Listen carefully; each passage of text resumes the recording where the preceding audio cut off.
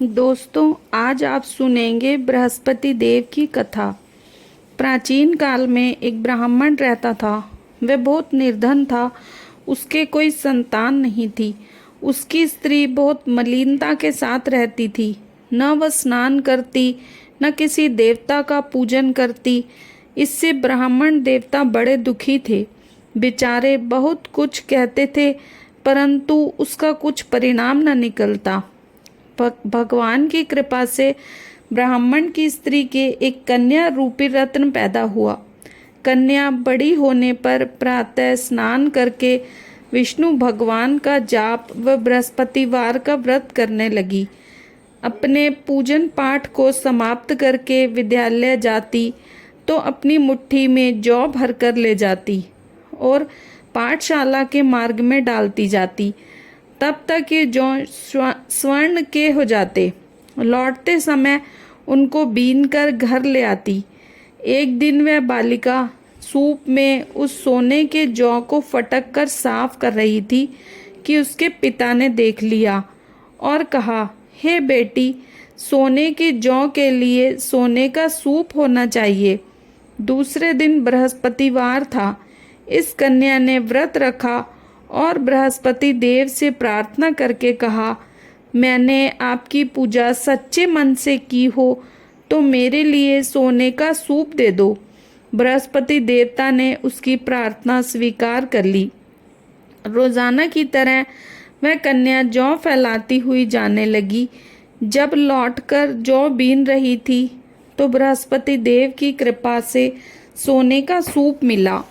उसे वह घर ले आई और उसमें जौ साफ करने लगी, परंतु उसकी माँ का वही ढंग रहा। एक दिन की बात है कि वह कन्या सोने के सूप में जौ साफ कर रही थी। उसी समय उस शहर का राजपुत्र वहां से होकर निकला। इस कन्या के रूप और कार्य को देखकर मोहित हो गया तथा अपने घर आकर भोजन तथा अन्न जल त्याग कर उदास होकर लेट गया। राजा को इस बात का पता लगा तो उसने प्रधानमंत्री के साथ उसके पास गए और बोले, हे बेटा, तुम्हें किस बात का कष्ट है? किसी ने तुम्हारा अपमान किया है अथवा कोई और कारण हो सो कहो। मैं वही कार्य करूँगा जिससे तुम्हें प्रसन्नता हो। अपने पिता की राजकुमार ने बातें सुनी तो वह बोला, मुझे आपकी कृपा से किसी बात का दुख नहीं है और ना ही किसी ने मेरा अपमान किया है, परंतु मैं उस लड़की से विवाह करना चाहता हूँ जो सोने के सूप में जौ साफ कर रही थी। यह सुनकर राजा आश्चर्य में पड़ गया और बोला, हे बेटा, इस तरह की कन्या का पता तुम ही लगाओ। मैं उसके साथ तुम्हारा विवाह अवश्य ही करवा दूंगा। राजकुमार उस लड़की के घर का पता बतलाया। तब प्रधानमंत्री उस लड़की के घर गए और ब्राह्मण देवता को सभी हाल बताया। ब्राह्मण देवता राजकुमार के साथ अपनी कन्या का विवाह करने के लिए तैयार हो गए तथा विधि विधान के अनुसार ब्राह्मण की कन्या का विवाह राजकुमार के साथ हो गया। कन्या के घर से जाते ही पहले की भांति उस ब्राह्मण देवता के घर में गरीबी का वास हो गया। अब भोजन के लिए भी अन्न बड़ी मुश्किल से मिलता था।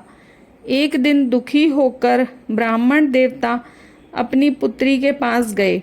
बेटी ने पिता की दुखी अवस्था को देखा और अपनी माँ का हाल पूछा। तब ब्राह्मण ने कहा, वही हाल। कन्या ने बहुत सा धन देकर अपने पिता को विदा किया। इस तरह ब्राह्मण का कुछ समय सुखपूर्वक बीता। कुछ दिन बाद फिर वही हाल हो गया। ब्राह्मण फिर अपनी कन्या के यहाँ गया और सारा हाल कहा तो लड़की बोली, हे पिताजी, आप माता जी को यहाँ लिवा लाओ। मैं उसे विधि बता दूंगी जिससे गरीबी दूर हो जाए। वह ब्राह्मण देवता अपनी स्त्री को साथ लेकर पहुँचे तो अपनी माँ को समझाने लगी, हे माँ, तुम प्रातःकाल प्रथम स्नान आदि करके विष्णु भगवान का पूजन करो तो सब दरिद्रता दूर हो जाएगी।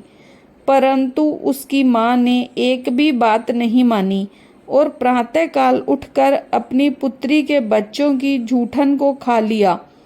इससे उसकी पुत्री को भी बहुत गुस्सा आया और एक रात को कोठरी से सभी सामान निकाल दिया और अपनी माँ को उसमें बंद कर दिया। प्रातःकाल उसे निकाला तथा स्नान आदि करा के पाठ करवाया तो उसकी माँ की बुद्धि ठीक हो गई और फिर प्रत्येक बृहस्पतिवार को व्रत रखने लगी। इस व्रत के प्रभाव से उसके माँ बाप बहुत ही धनवान और पुत्रवान हो गए और बृहस्पति जी के प्रभाव से इस लोक के सुख भोग कर स्वर्ग को प्राप्त हुए।